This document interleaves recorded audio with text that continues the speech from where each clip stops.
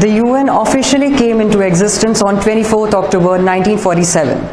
It is on this day each year there are celebrations in the form of the meetings, discussions, and a lot more going around the world. And it was on this day in 1951 that the UN issued several stamps for this commemorating this auspicious event. In 1947, the UN General Assembly declared 24th October as the anniversary of the Charter of the UN to commemorate world peace, unity, and bringing tranquility and peace among all the citizens of the world. Like every storm has an end and there is sunshine. Similarly, we too hope that this current pandemic situation of COVID-19 to end soon, and we as young individuals emerge as compassionate individuals, set examples for the future generations, and also with empathy, compassion, and lot more, bringing up peace and unity in the world. On behalf of JBA family, I, Rahul Das, welcome you all to this auspicious occasion of International UN Day. So now let's begin with our discussion. So first of all, I would like to call upon our team USA having Yukti Chandani and Takshil Manchanda, and the topic they are going to speak upon is changes in international relations. A very warm good morning to one and all present here. This side is Yukti Chandani from class 9B representing USA. The topic which I want to emphasize on is changes in international relations. As we all know, that COVID-19 pandemic has affected international relations and caused diplomatic tensions. The Chinese government has been criticized by the United States for the handling of this pandemic, which began in the Chinese province of Hubei. This resulted in a major change in the relationships between USA and China. During COVID-19, some experts were predicting that the Iran's government was falling its own prey to its own demons. COVID-19 cases were rising rapidly. Then Iran's government spread a narrative against US that it was a conspiracy orchestrated by the United States. Then even this brought a great change in the relationships between USA and Iran. Thus, it is rightly said by someone that when diplomacy ends, the war begins. Thank you.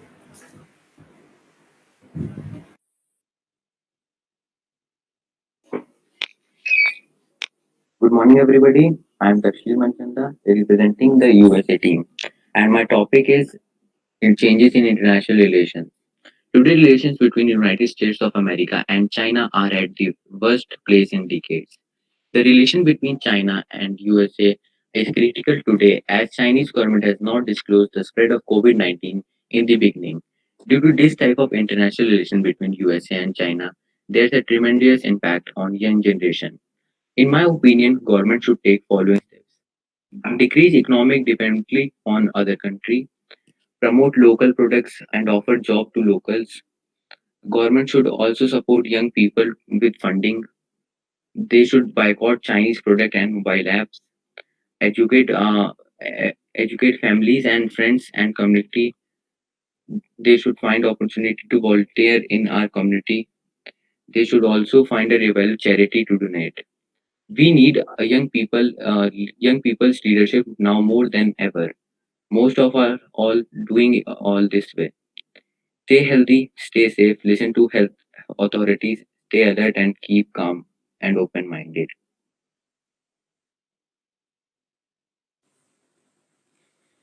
Thank you, Team USA. Now, I would like to call Team India, represented by Harshita Tandon, Sunidhi Agrawal, to express upon their topic, change in education. Everyone, this is Sunidhi representing India, our country where, where diversity unites. India has recently made great policy changes in its education sector. The policy proposes the revision and revamping of all aspects of education, including regulation and governance, to create a society that is aligned with the aspirational goals of 21st century. The new education policy proposes the revision.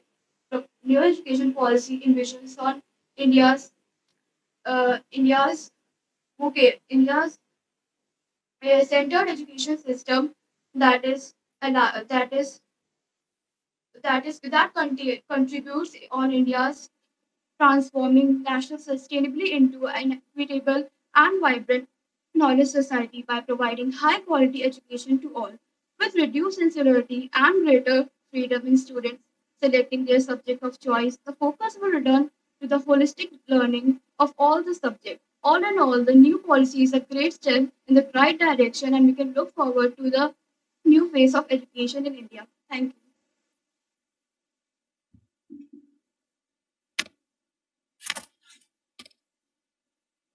Brothers and sisters from the world, I am Harshita to represent the world's largest democracy, India, the country of colors and curry.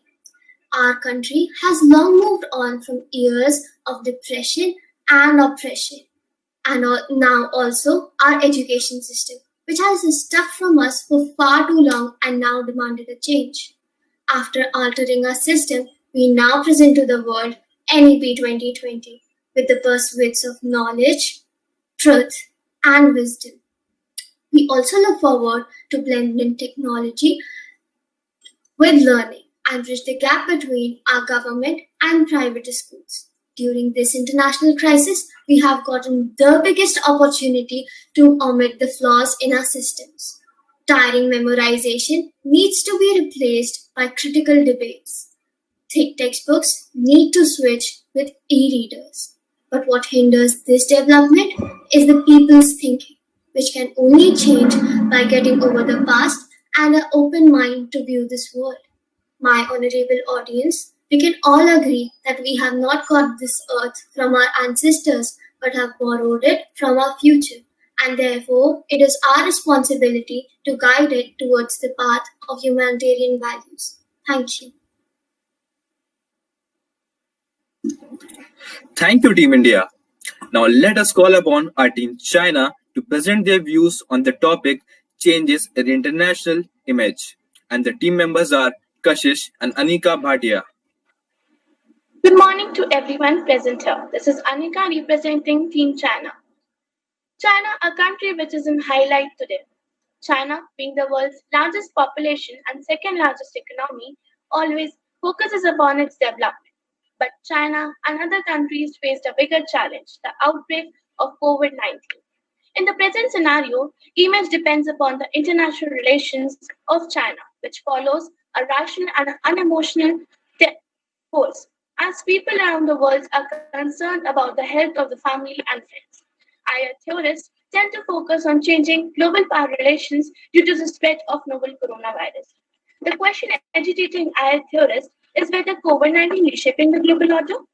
Some have argued that United States less than satisfactory response to the pandemic and Beijing's apparent success in battling with the virus, due to which China is gaining global preeminence. However, it is not only premature but also erroneous to assume that there is going to be a fundamental shift in the global power relations in favor of China, though China is experiencing a down image globally. The bigger question still remains. Is China's infrastructure well equipped to sustain these changes when things normalize? The answer is how the thing will shape up in future. Till then, we must wait and hope for the better future. Thank you.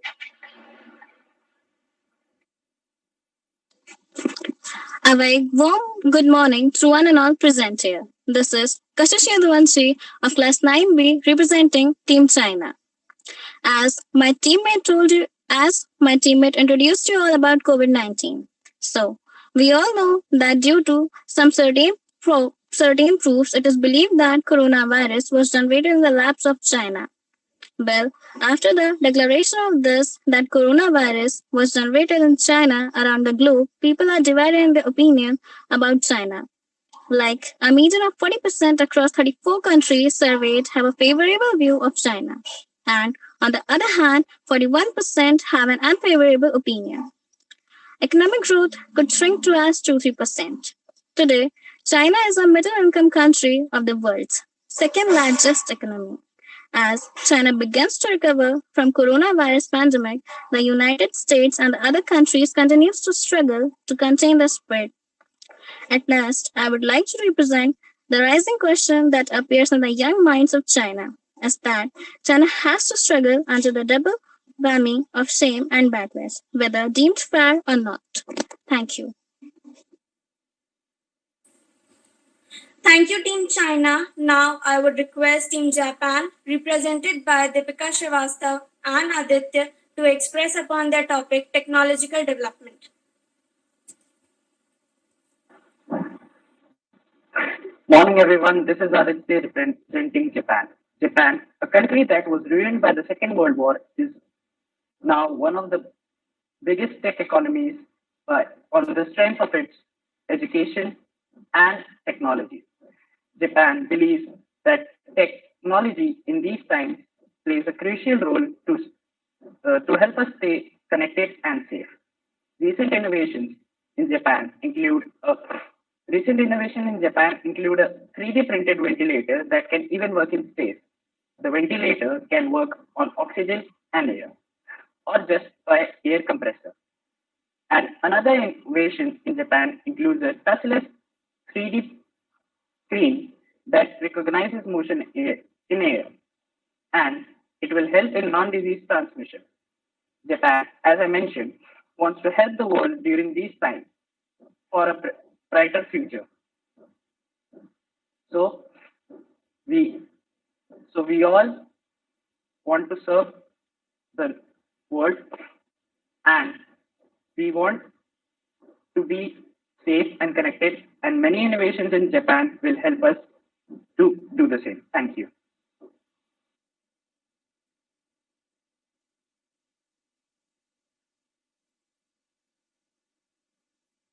Technological evolution is the result of your own desire to lead a better life. Shedding the light upon the same, I am Deepika representing Japan. Since 1950, Japan has emerged as one of the world's most technically advanced country.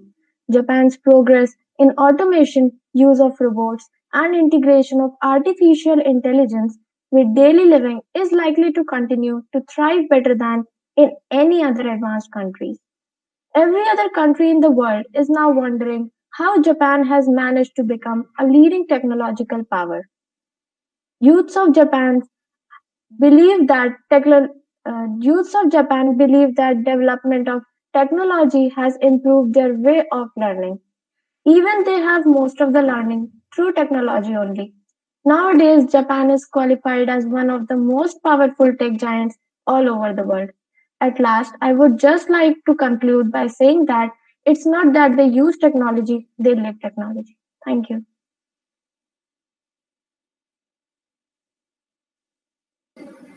Thank you, Team Japan. Moving ahead, now let's call upon our team, Finland, having Shreya Verma, and the topic they are going to speak upon is changes in lifestyle and mental health. So Finland happens to be the homeland of Santa Claus, Northern Lights, Angry Birds, and happy humans. So yes, Finland tops the leaderboard for world's happiest country now for the third time in a row, despite of not having the highest GDPs of the Nordic countries. So the most recent report from UNWHR stated that of all the categories, Finland scored particularly well in generosity. It is true we believe that helping others makes you feel better. So if you ask our people, a third of them will say they gave up time for volunteering the previous month. Well, then generosity is not the only aspect where we rise. The government seems to equally win that stand. Tackling corruption, avoiding civil strife, and improving basic public services, they deserve the trust that is given. We clearly see that Finland wins in public education, healthcare, innovation, literature, and is working hard to be the next country with lowest poverty rate. We can learn a lot from Finland. Finland does claim to have a great national infrastructure, but it does not compensate that expense on income taxes. In fact, Finland has income taxes lesser than most of the developed nations. And as for its people, they are obliged to pay those. Finland shows that money helps, of course, but it cannot alone bring you happiness. Thank you.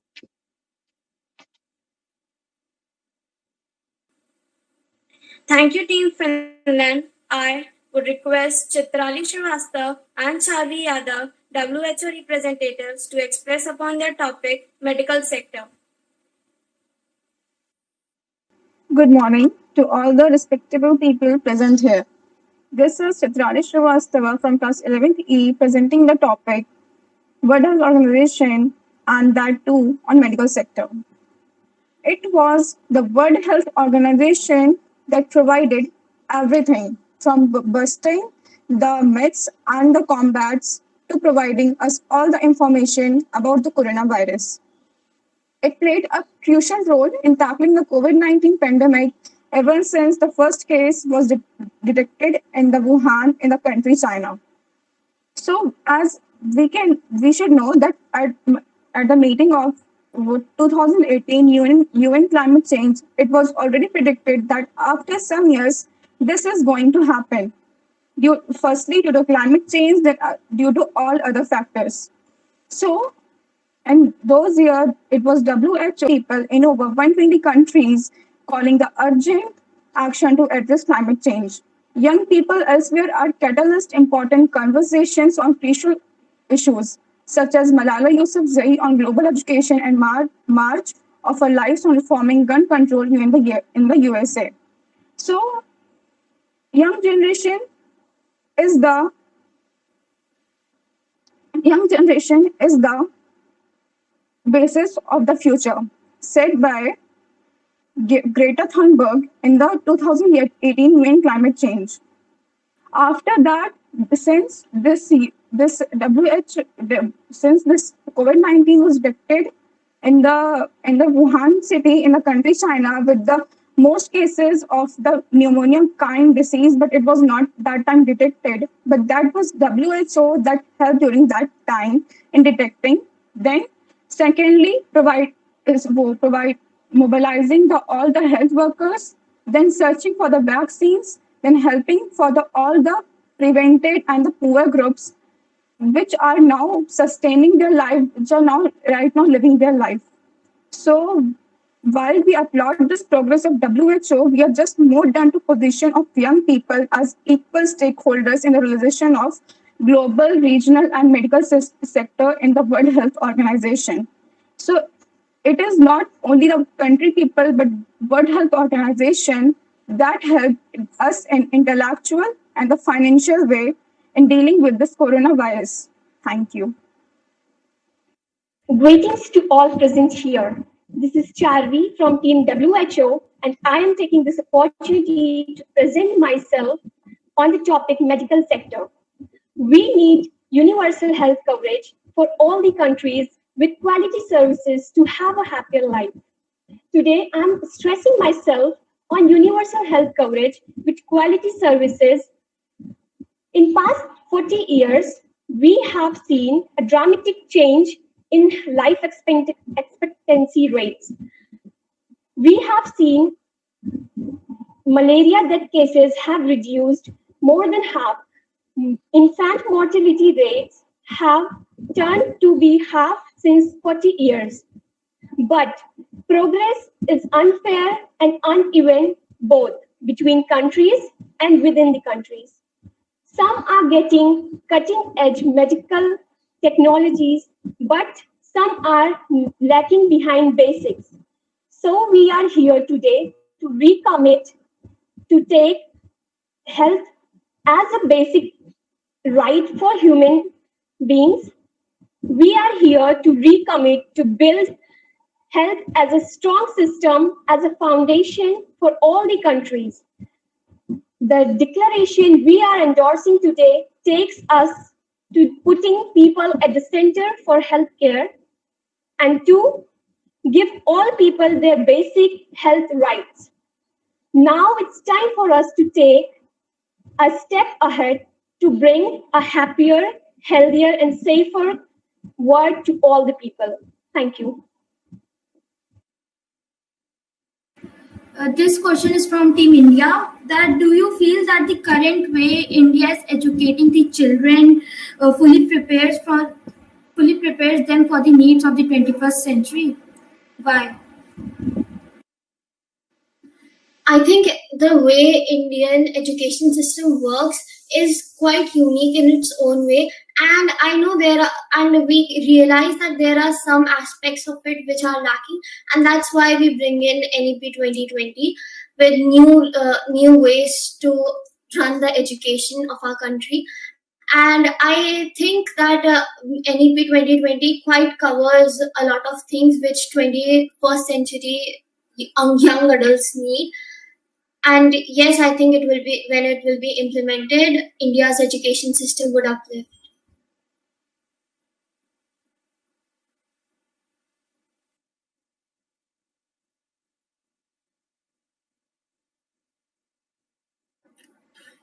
Now I would request all the teams to ask their questions to Team China.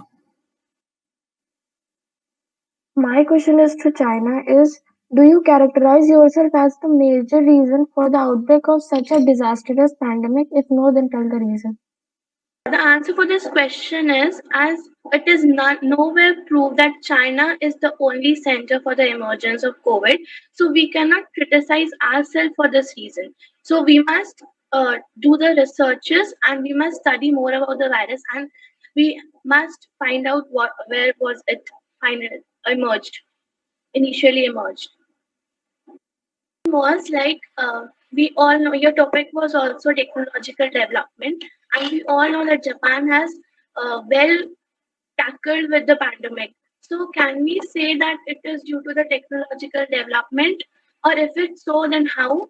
And or it is all the support of the people that they're aware of it.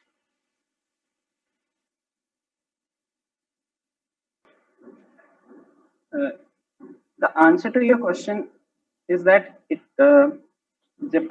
Japanese people and the technology of Japan both have worked together to counter COVID.